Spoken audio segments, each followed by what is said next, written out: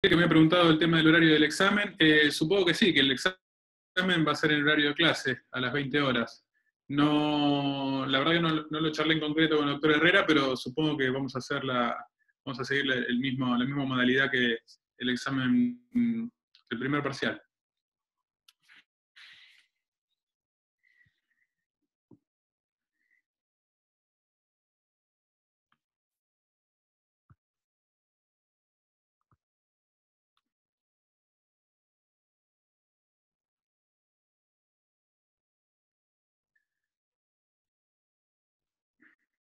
Un segundito más, que todavía hay un poquito más de gente acá esperando.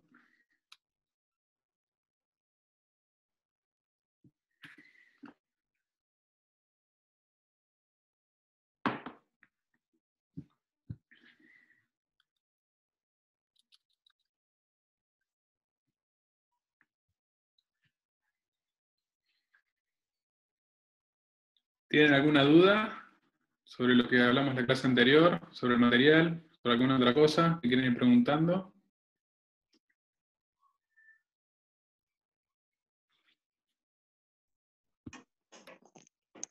Hola, buenas noches, profe. ¿Te puedo hacer una consulta? Sí, por supuesto. Buenas noches, Mariano.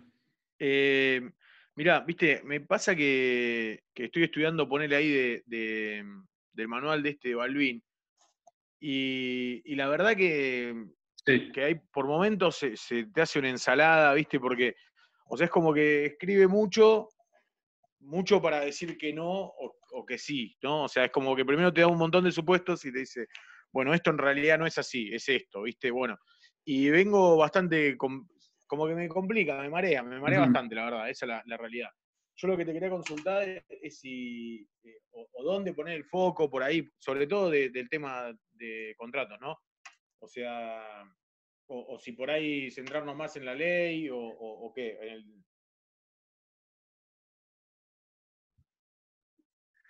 La cuestión es así.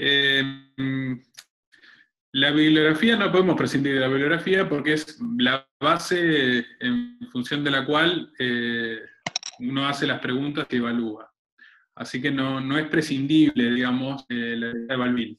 No obstante, uno en los por ahí más cruciales o más enroscados, si querés que no me llegara a quedar del todo claros, uno evita por ahí ingresar en cuestionamientos o en preguntas sobre esos puntos.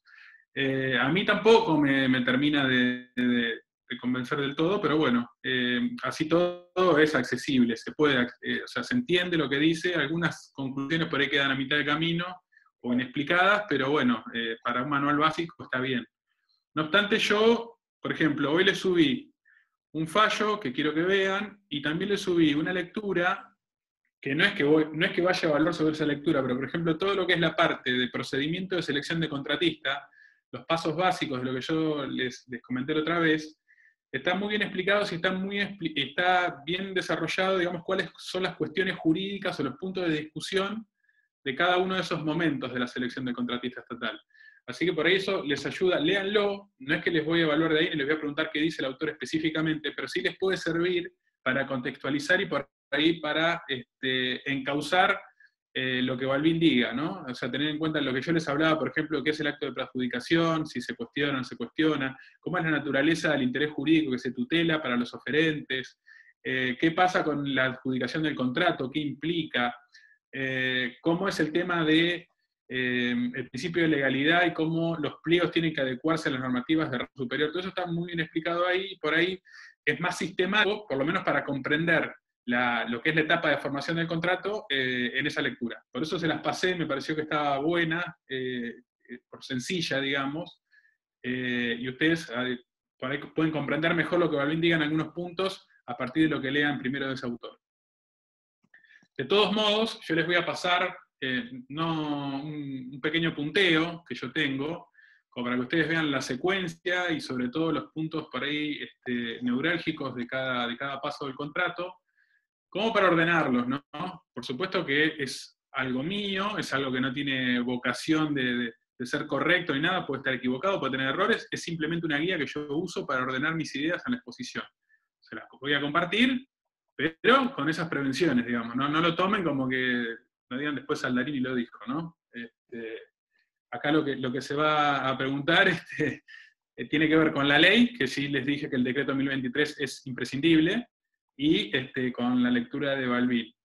No obstante, por la modalidad que tiene el examen y por las particularidades que tiene este contexto virtual, generalmente las preguntas que uno hace no son para sacar cuestiones textuales, ¿no? Si son por ahí más para que en un verdadero o falso o en una opción múltiple ustedes pueden elegir la opción correcta razonando el punto o el aspecto que estemos viendo, en este caso de contratos administrativos. ¿Queda más o menos en claro? Sí, sí, sí.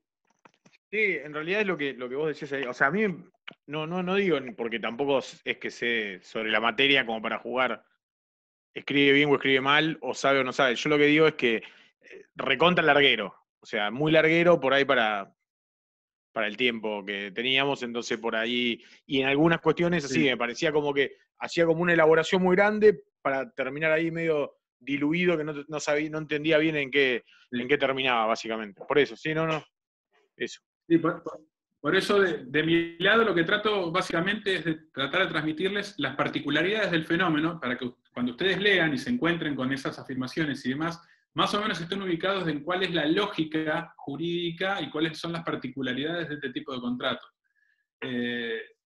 Simplemente mi función es orientativa, digamos, y además tiene las clases del titular, ¿no es cierto?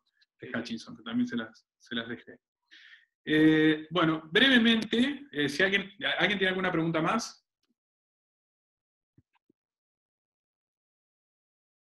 Sí. Tengo una consulta. ¿Cuál es el criterio de cátedra Sí, por el tema de responsabilidad estatal en vía pública, veredas, árboles y demás? en realidad, no sé si hay una posición de la cátedra. Ríjanse por lo que el doctor Herrera les dijo. Sí, lo que Caída pasa que, a sobre ver, hay una diferenciación grande entre la realidad y el planteo. Por el planteo del doctor Sí, a ver, Herrera, el planteo del doctor Herrera es que la responsabilidad es puramente estatal y no hay responsabilidad del frentista.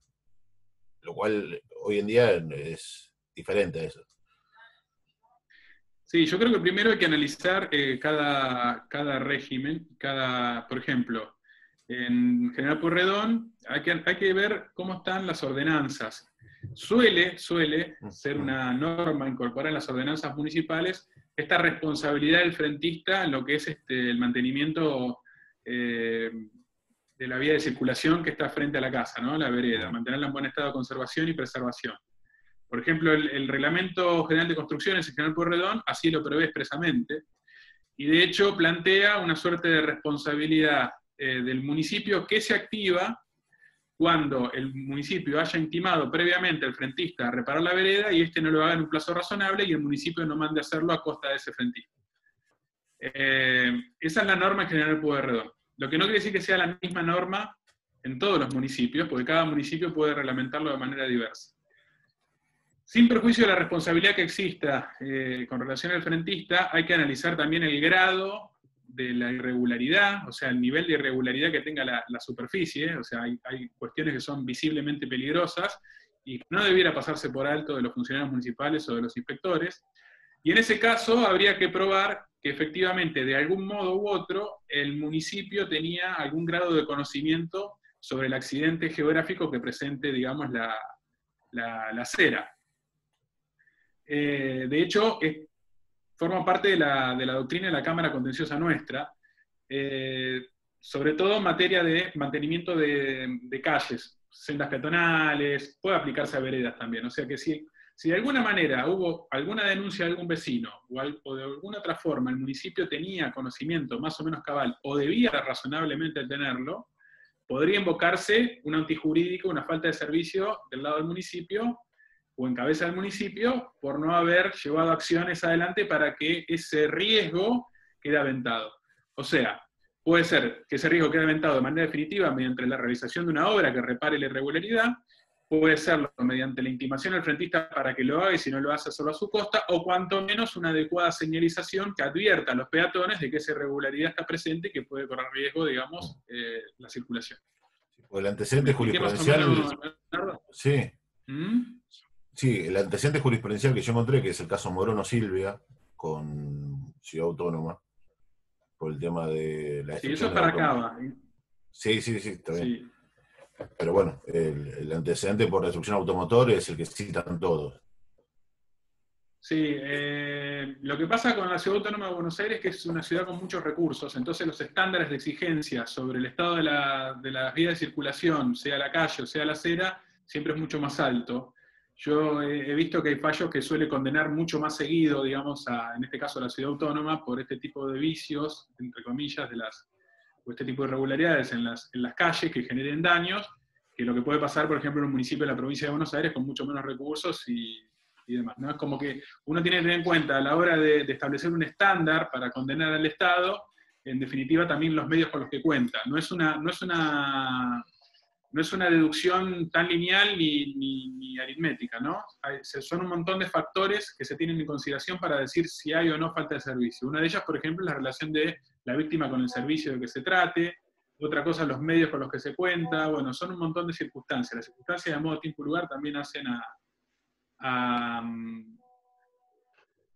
establecer o no si había una conducta exigible que no se haya dado y que haya generado el daño, entonces establecer el nexo causal entre esa omisión ilegítima y el daño que se reclame, ¿no? No sé muchas gracias. Me expliqué. Sí, sí. Bien. Bueno.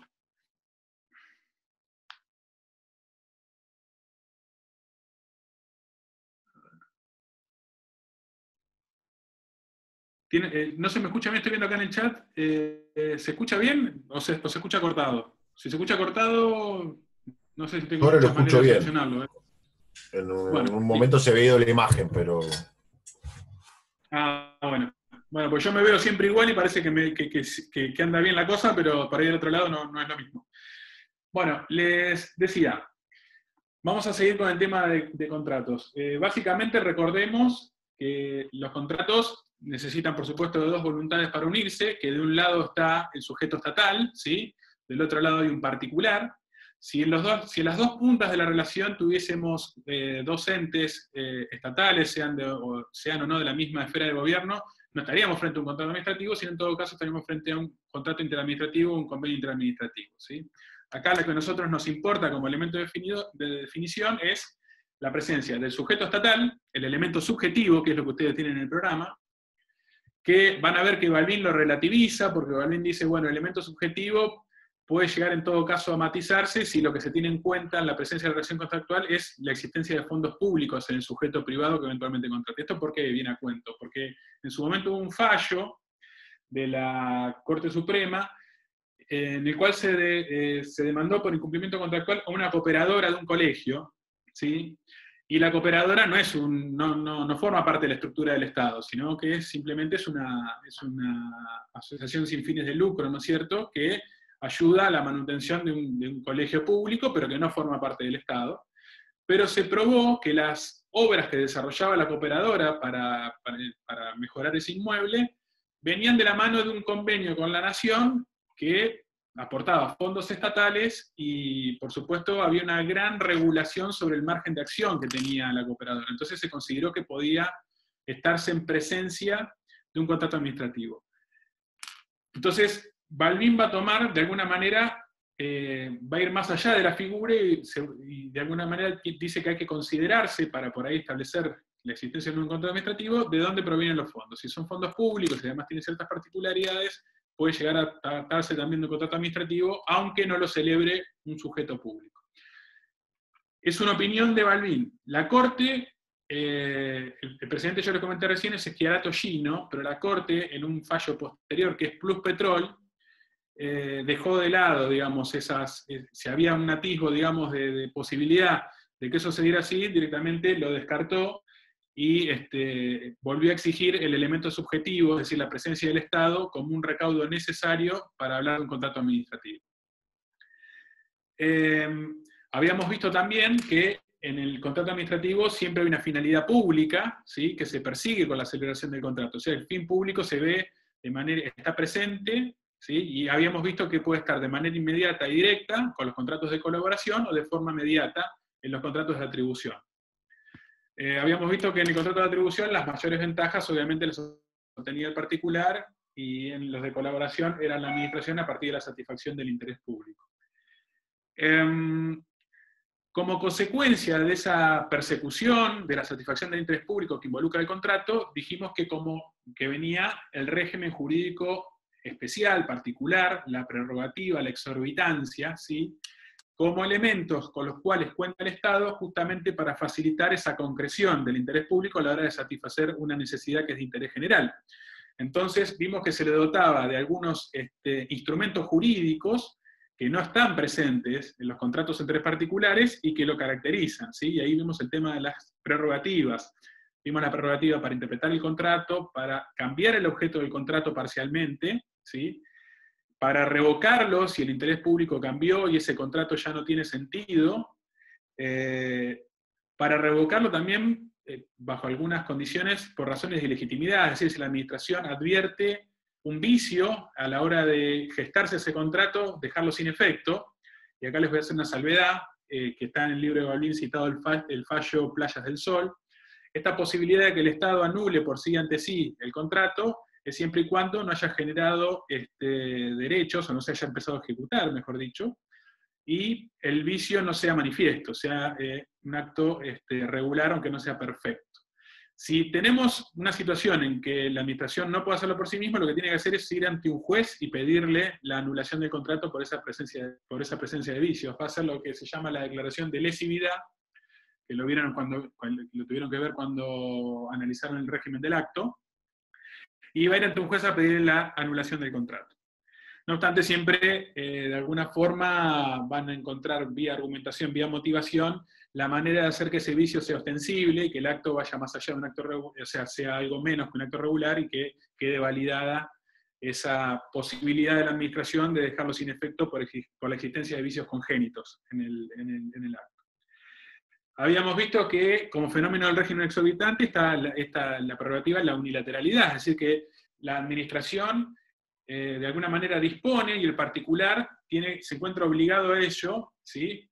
Y si no lo hace, va a encontrar quizás la posibilidad de ejecutarlo por sí, la administración, por lo cual los actos tienen fuerza ejecutoria, y siempre que el particular esté desconforme con lo que la administración decida, va a tener que ir a cuestionarlas ante un juez. No lo o sea, por supuesto que puede impugnarlo vía recurso administrativo, pero el que va a terminar acomodando la cuestión va a ser vía demanda ante un juez. Y esos actos, por supuesto, como actos administrativos que son, tienen presunción de legitimidad. Así que se va a presumir que la administración, las decisiones que adopta en el marco de la vida del contrato, van a estar ajustadas a derecho. Como carácter del contrato, y en función de lo que venimos diciendo, esta necesaria satisfacción del interés general viene dotado de estas prerrogativas, y uno de los puntos es que el contrato, o la vida del contrato, se adecue a estas fluctuaciones que puede llegar a tener el interés público, y ahí hablamos del principio de mutabilidad, que lo tienen establecido ahí en el programa como un punto a analizar. Entonces, cuando lean principio de mutabilidad, atiende a esta cuestión, atiende a que el contrato se modifique dentro de los márgenes admisibles, o se extinga por razones de interés público, ¿sí?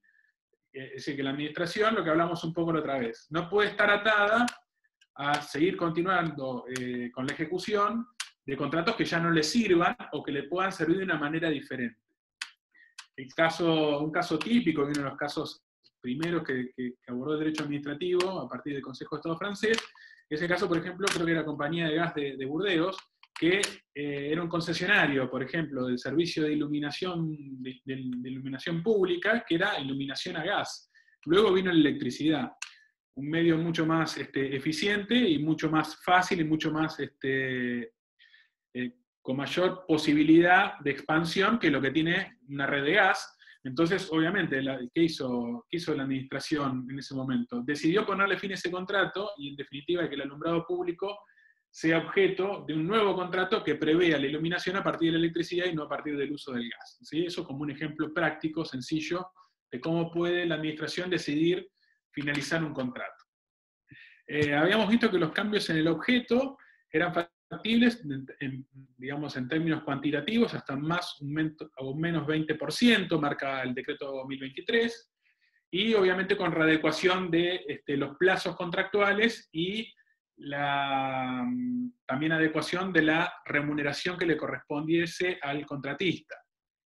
En términos de finalización, digamos, por razones de interés público, extinción por razones de interés público, van a ver que la bibliografía puede hablar de revocación o puede hablar de rescate. Cuando habla de rescate es un término, es la misma idea, ¿sí? Pero aplicada a la concesión de servicios públicos. Generalmente se habla que el Estado rescata el servicio para seguir prestándolo por sí mismo, o sea, se lo quita al particular por los motivos que considere plausibles, y en tanto los pueda expresar en un acto que sea válido, para seguir prestando el servicio por sí mismo. Habíamos visto también que como característica de los contratos administrativos tenemos la posibilidad no común, que es común en ellos, pero no es tan común, o no es común, digamos, no es usual en los contratos privados, de proyectar sus efectos hacia terceros. ¿Sí?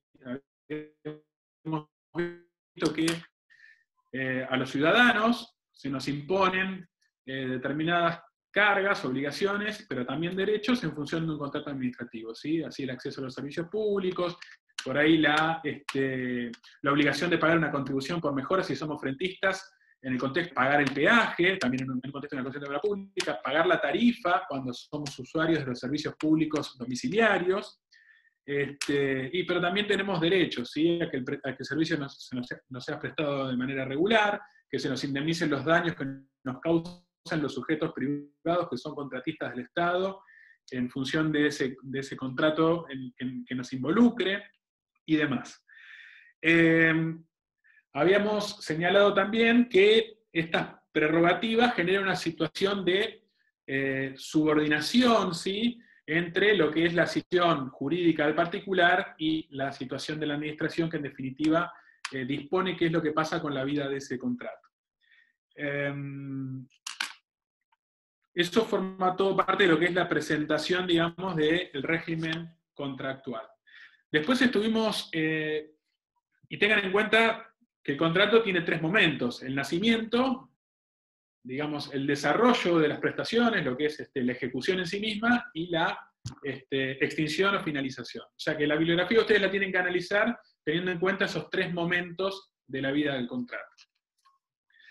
Hice también una pequeña referencia a lo que es la celebración del contrato, hablé de los momentos de la selección del contratista, que es un procedimiento especial, en definitiva.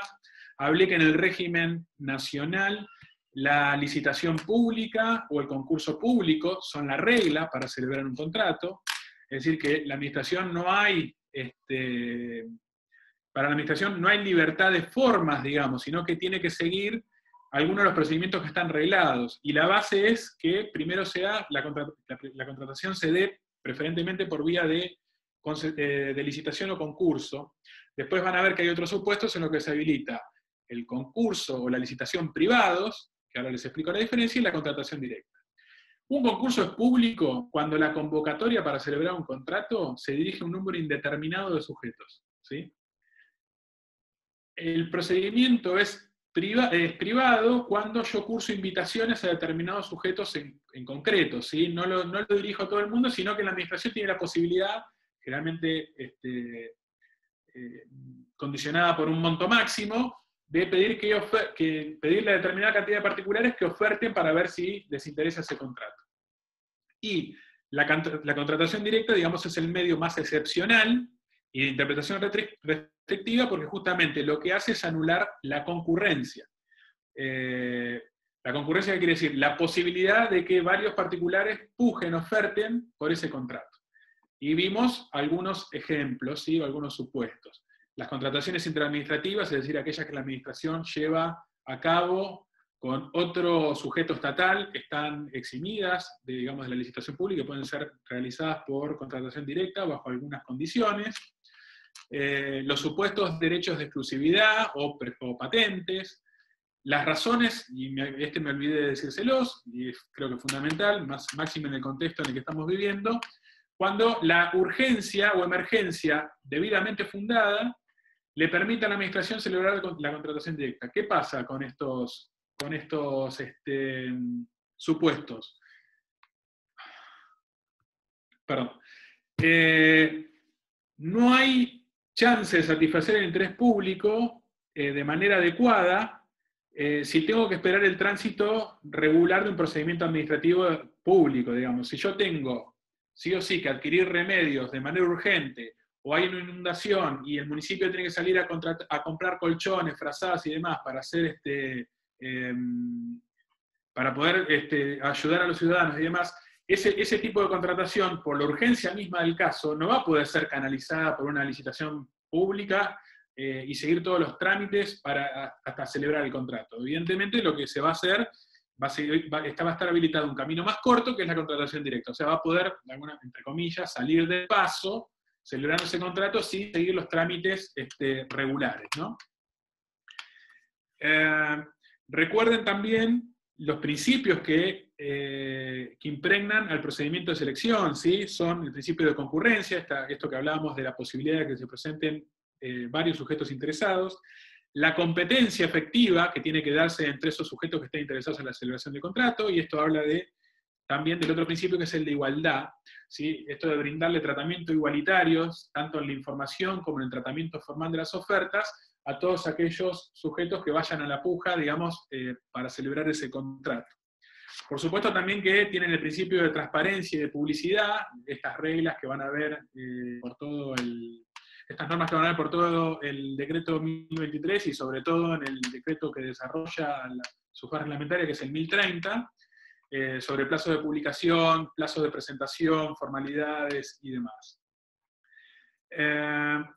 Por supuesto que no son los únicos principios, son los propios de la licitación. También tienen que tener en cuenta que acá operan los principios generales del procedimiento administrativo general, ¿sí? O sea, principio de legalidad, principio de economía, eficiencia, razonabilidad, el informalismo en favor del administrado, salvo que vulnere derechos de tercero, y habíamos hecho la relación con el supuesto de la oferta extemporánea, qué pasaba con ese supuesto, y desde ya el debido procedimiento adjetivo.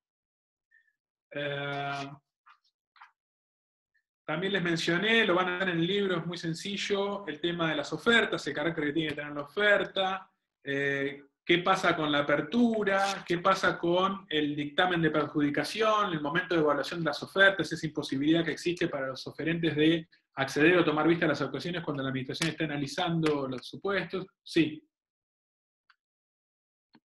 ¿Me vas a decir algo, Leonardo, o no? Perdón. Te veo en primera plana y pienso que me está por hablar. No. Bien. La impugnación de ese dictamen, bueno, eso más o menos lo estuvimos viendo. Estuvimos hablando del perfeccionamiento del contrato, dijimos que la adjudicación ya permite hablar de un contratista concreto, de alguien en cabeza de quien nacen los derechos contractuales, pero también dijimos, y está previsto en el 1023, que el contrato puede estar sujeto a cierta formalidad para entenderse perfeccionado, ¿sí? El libramiento de la orden de compra o la suscripción del instrumento correspondiente, por ejemplo, la contrata en el contrato de obra pública. Algo que les quiero aclarar, cuando vean el 1023, ustedes van a ver que el artículo 4 establece a qué contrato se aplica, ¿sí? Hay un inciso A y hay un inciso B. El decreto 1030, que es del reglamentario, va a reglamentar solo los datos del inciso A, ¿sí? Y los del inciso B generalmente tienen leyes especiales, ¿sí? Porque están hablando ahí de contrato de obra pública, concesión de obra pública y concesión de servicios públicos y licencia. Y van a ver que hay el artículo 5 marca cuáles son los contratos o los supuestos excluidos. ¿Qué quiere decir? Quiere decir que no quiere decir que los contratos que están en el artículo 5 no sean contratos administrativos, simplemente no están regulados por ese régimen, ¿sí? Habla de los contratos de caja chica, habla del contrato de empleo público, habla de los contratos de empréstitos públicos y aquellos que se celebren con organismos multilaterales de crédito provenientes de fondos internacionales, etc. Pero no quiere decir que no vayan a ser contratos administrativos. En esos supuestos no se va a aplicar el 1023, salvo, dice El supuesto de los contratos celebrados con organismos multilaterales de crédito o estados internacionales o organismos internacionales, que se decida por las partes la aplicación de esa normativa, pero si no, no se va a aplicar. Hablamos también de la trascendencia de las formas, ¿sí? El formalismo acentuado que tienen los contratos administrativos y la necesidad de que se respeten todas las formas esenciales del procedimiento de gestación del contrato público, del contrato administrativo. Habíamos hablado de que en ese contexto, o mejor dicho, por virtud de esa causa, hay una restricción o un acotamiento de lo que es la autonomía de la voluntad de las partes y el escaso margen que a veces tiene el contratista para imponer sus condiciones, ¿no es cierto? A veces no le queda más que establecer cuál es su oferta económica o su oferta para el contrato en sí, pero no impone ninguna cláusula, digamos. Tengan en cuenta, no les hablé de la diferencia entre la licitación y el concurso. La licitación tiene como elemento de decisión, digamos, de cuál es la oferta más conveniente, el factor económico, mientras que el concurso puede tener, o mejor dicho, tiene otros factores extraeconómicos, como pueden ser cualidades personales, entre comillas, del oferente, en términos técnicos, ¿sí? Científicos o artísticos. Son los dos, digamos, patrones diferenciales en lo que hace el elemento de la decisión. No obstante, nunca es el precio el único elemento, aunque sea una licitación, y nunca son las cualidades particulares del sujeto tampoco el único elemento. También se tendrá en cuenta la oferta económica, o del lado de la licitación, además de la cuestión económica, por ejemplo, la solvencia del oferente, los antecedentes, o sea, su idoneidad como contratista del Estado. Por supuesto que en algunos casos va a ser, la decisión es casi automática. Determinados bienes que contrata la administración suelen llamarse bienes estandarizados o de renglones habituales, digamos. En esos casos no hay mucho para discutir, salvo quien pase el precio más bajo, ¿no es cierto? El precio más bajo va a ser el que defina una licitación ante ese tipo de requerimientos por parte del Estado.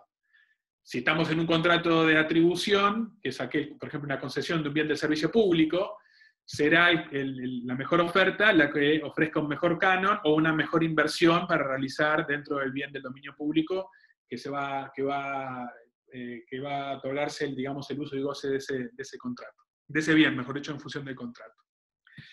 Vean también que con el tema de el no seguimiento de las formalidades que marca la contratación, les puse el fallo Lixclet, está bien clarito, digamos, si leen los antecedentes y ven cómo se fue dando la cosa ahí en ese contrato que primero estuvo formalizado y después terminó siendo verbal.